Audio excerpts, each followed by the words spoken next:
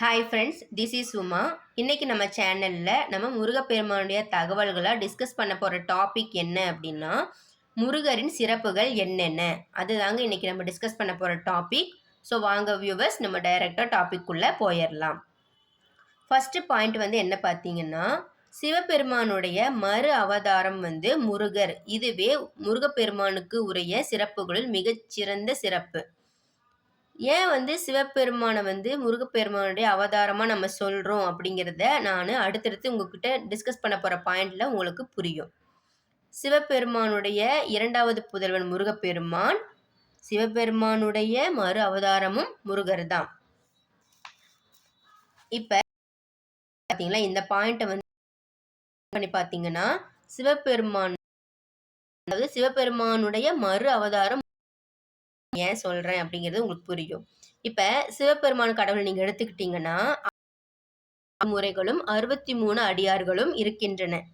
Okay, சரிதான். முருகப்பெருமானோட கான்செப்ட்ல எடுத்து முருகப்பெருமானுக்குமே 12 திருமுறைகளும் 60 இந்த சிவபெருமானை போல மற்றொரு கடவுள் என்றால் அது முருகப்பெருமான். ஸோ இவங்க 2 பேருக்குமே உரிய ஒரே சேம் முறைகளும் 63 அடியார்களும் இவங்க 2 பேருக்கும் சேமாக தான் இருக்கும். ஸோ இந்த பாயிண்ட் மூலிமா நம்ம சிவபெருமானுடைய மறு அவதாரம் முருகப்பெருமான் அப்படிங்கிறது நல்லா தெளிவாக புரியுது. அடுத்த பாயிண்ட் பார்த்தீங்கன்னா, குரத்தி அப்படிங்கிறவங்க வள்ளி, நமக்கு எல்லாம் தெரியும். அந்த குரத்தி அப்படிங்கிற வள்ளியை திருமணம் செஞ்சு ஜாதி மறுப்பு அப்படிங்கிற சமூக சீர்திருத்தம் இருக்கு பார்த்தீங்களா, அதை உலகிற்கு முதலில் கொண்டு வந்த பெருமைக்குரிய தமிழ் கடவுள் முருகப்பெருமான். ஸோ இந்த ஜாதி மறுப்பு அப்படிங்கிற சமூக சீர்திருத்தத்தையும் கொண்டு வந்த ஒரு முருகப்பெருமான் தான். இது ஒரு வேல்யூபிளான சிறப்புகளில் முருகப்பெருமானுக்கு ஒரு சிறப்பாக நான் நினைக்கிறேன்.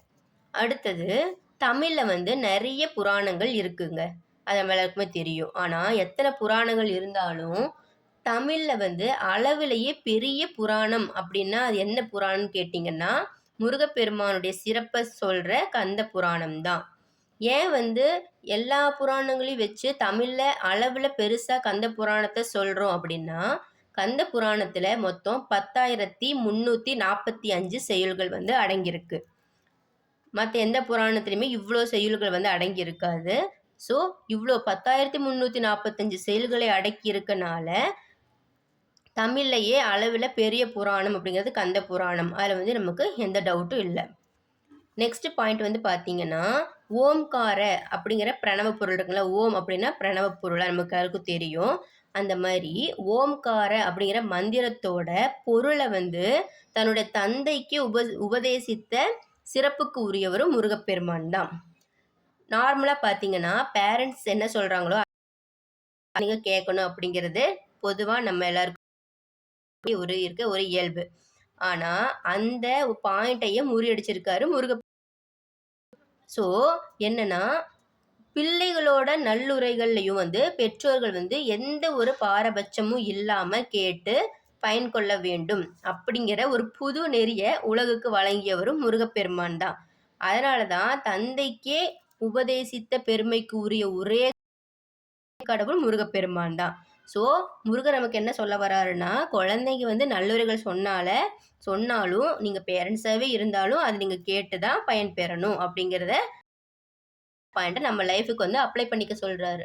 ஸோ இந்த பாயிண்ட்டை நம்ம அக்செப்ட் பண்ணிக்கலாம். நல்லுரைகள் யார் சொன்னாலும் நம்ம அதை அக்செப்ட் பண்ணிக்கலாங்க. குழந்தைங்கள இல்லைன்னு நம்ம குழந்தைங்க தானே. ஸோ பிள்ளைகளோட நல்லுரைகளையும் பெற்றோர்கள் எந்தவித பாரபட்சமும் இன்றி கேட்டு பயன்பெற்று கொள்ளலாம்.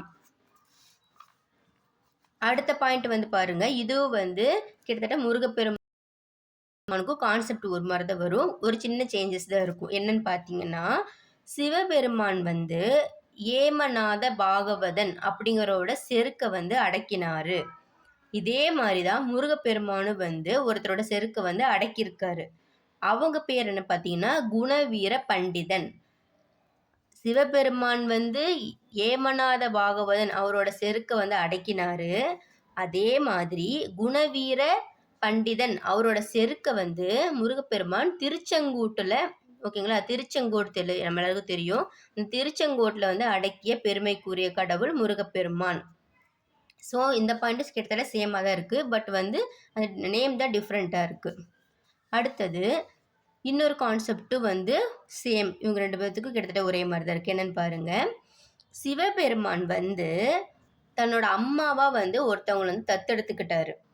அவங்க பேர் என்னன்னு பார்த்தீங்கன்னா, தன்னுடைய தந்தையாக தத்தெடுத்துக்கிட்ட அம்மாவின் பெயர் வந்து காரைக்கால் அம்மையார். இந்த காரைக்கால் அம்மையார வந்து சிவபெருமான் வந்து தன்னுடைய அம்மாவா வந்து அவர் தத்தெடுத்துக்கிட்டாரு. ஆனா, இங்க முருகப்பெருமான வந்து ஒருத்தவங்க தத்தெடுத்திருக்காங்க. யாரா? அவங்களோட மகனா. அது யாருன்னு பார்த்தீங்கன்னா, ஆண்டவன் பிச்சை அம்மையார் அவங்க இருக்காங்கல்ல, அவங்க வந்து முருகப்பெருமானுடைய அவங்களோட மகனா அவங்க தத்தெடுத்துக்கிட்டாங்க. ஃபர்ஸ்ட்டு சொன்ன பாயிண்ட்டு, சிவபெருமான் வந்து காரைக்கால் அம்மையார அம்மாவா அவரு தத்தெடுத்துக்கிட்டாரு. ஆனா, முருகப்பெருமான ஆண்டவன் பிச்சை அம்மையார் வந்து தன்னுடைய மகனா வந்து தத்தெடுத்துக்கிட்டாங்க. இதிலேயே வந்து 2 பேரும் தத்தெடுத்திருக்காங்க. பட் டிஃபரன்ஸ் வந்து என்னன்னா, இங்க முருகப்பெருமான தத்தெடுத்திருக்காங்க. அதுக்கு மேல வந்து அவரோட அப்பா வந்து அவருக்கு ஒரு அம்மாவ வந்து அவர் தத்தெடுத்திருக்காரு. இது இந்த ஆண்டவன் பிச்சை அம்மையார் அப்படிங்கிறவங்க யாரு அப்படின்னா, ஒரு பிரபலமான பாட்டு நம்ம எல்லாருக்குமே தெரிஞ்ச முருகன் பாட்டு இருக்கு. "உள்ளம் உருகுதையா" அப்படிங்கிற பாட்டை இயக்கிய பெருமைக்கு உரியவர் வந்து இந்த ஆண்டவன் பிச்சை அம்மையார். அதனால "உள்ளம் உருகுதையா" அப்படிங்கிற பிரபலமான பாடல் முருகப்பெருமான் பாடலை வந்து இயற்றியவர் ஆண்டவன் பிச்சை அம்மையார். ஸோ இதுவும் வந்து ஒரு வேல்யூபிளான பாயிண்ட்டு. இது மூலியமா வந்து "உள்ளம் உருகுதையா" அப்படிங்கிற இயற்றியவர் யாரு அப்படிங்கிறது நமக்கு தெரியுது. அவங்க வந்து ஒரு முருகப்பெருமானுடைய தீவிர ஓகேங்களா? ஸோ இன்னைக்கு நம்ம டிஸ்கஸ் பண்ண இந்த 12 பாயிண்ட்டுமே உங்களுக்கு இன்ஃபர்மேஷன் குடுத்துருக்கேன். நான் வேல்யூபிளா தான் இருக்கிற மாரி குடுத்துருக்கேன். இன்னும் நெறைய சிறப்புகள் இருக்கு. பட் நான் வந்து எனக்கு தெரிஞ்ச வரைக்கும் இந்த 12 சிறப்புகளும் வந்து கொஞ்சம் பெஸ்ட்டா இருந்த மாரி இருந்தது. ஸோ இது வந்து உங்க கூட ஷேர் பண்ணணும்னு நெனச்சேன். ஸோ இன்னைக்கு நான் இத உங்களுக்கு வீடியோவா அப்லோட் பண்ணியிருக்கேன். இன்னைக்கு நான் சொல்லியிருக்க இந்த முருகப்பெருமானோட தகவல்கள் வந்து உங்களுக்கு யூஸ்ஃபுல்லா இருந்துச்சு அப்படின்னா, சப்ஸ்கிரைப் பண்ணுங்க. உங்க ஃப்ரெண்ட்ஸ் அண்ட் ஃபேமிலிக்கு ஷேர் பண்ணுங்க. இதே மாரி ஒரு யூஸ்ஃபுல்லான முருகப்பெருமானுடைய தகவலோட உங்கள நான் இன்னொரு வீடியோல வந்து மீட் பண்றேன் ஃப்ரெண்ட்ஸ். ஓகேவா friends? Bye bye. Thank you.